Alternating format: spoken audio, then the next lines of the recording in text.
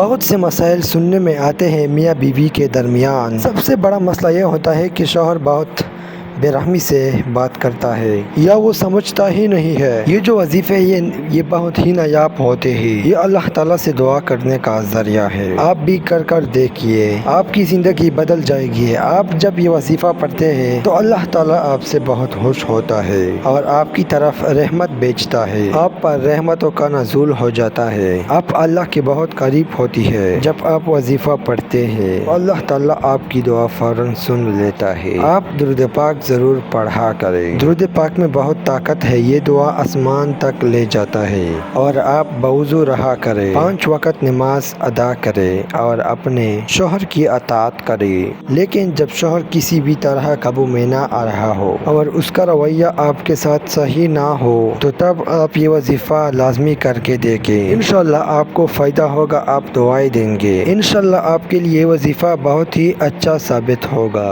اللہ تعالیٰ آپ کے لیے آسانیاں پیدا کرے گا۔ یہ وظیفہ جس کو بھی بتایا اس نے تعریف کی، اس کی زندگی بدل گئی۔ انشاءاللہ آپ کی زندگی بھی بدل جائے گی۔ یہ وظیفہ بہت ہی آسان سا ہے۔ آپ صدقہ اور خیرات ضرور کیا کریں۔ صدقہ اور خیرات میں بہت برکت ہے اور یہ وظیفہ صرف ایک لفظ کا ہے اور آپ نے صرف ایک لفظ پڑھنا ہے۔ اور جب آپ اپنے شوہر کو کھانا دینے لگے یا پانی دینے لگے تو تب آپ نے یہ لفظ لازمی پڑھنا ہے۔ یہ لفظ جیسے بھی آپ پڑھیں گے آپ کی شوہر کا دل نرم ہو جائے گا۔ آپ کی شوہر آپ کی طرف متوجہ ہو جائے گا، آپ سے پیار سے بات پڑھنے پر مجبور ہو جائے گا، اس کی بے رحمی محبت میں بدل جائے گی۔ آپ نے جیسے ہی کھانا پیش کرنا ہے یا پانی دینا ہے تو آپ نے یا غفورو یا غفورو یہ پڑھتے رہنا ہے ساتھ اور اپنے شوہر کو کھانا دینا ہے، پانی دینا ہے۔ انشاءاللہ اس کا اتنا اثر ہوگا کہ اس کا دل آپ کے لیے نرم پڑ جائے گا۔ یہ وظیفہ ضرور کریں، آپ کو فائدہ ملے گا۔